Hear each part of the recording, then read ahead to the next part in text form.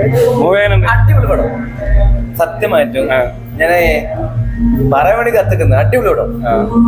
അടിപൊളി. സത്യം പറഞ്ഞാൽ ഇഷ്ടപ്പെടും. നല്ല പടം. അടിപൊളി.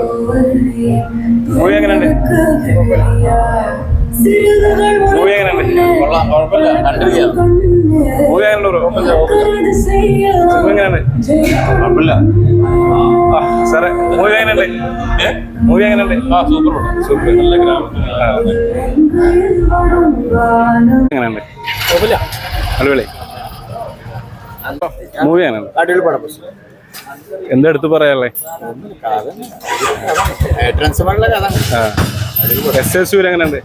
എസ് എ സൂര്യയുടെ കഥാപാത്രം ശരിക്കും വില്ലറോളിക്ക് വരില്ല.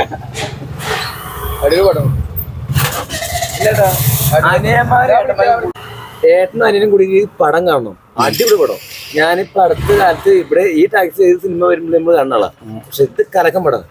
അപ്പഴും പറഞ്ഞു ഇപ്പോഴും. മൂവി എങ്ങനെയുണ്ട്? കുഴപ്പമില്ല, നല്ല പടമാണ്.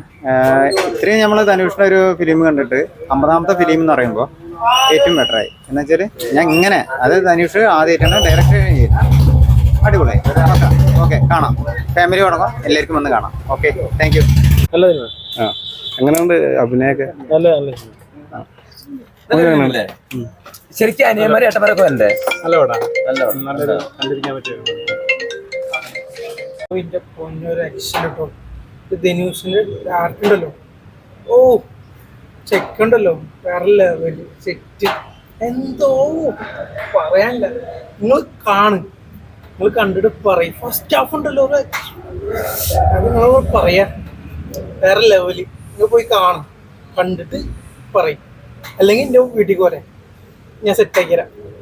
Okay, enjoy. അത് അടിച്ചാപ്പിളി മൂവി, സൂപ്പർ സെറ്റ്.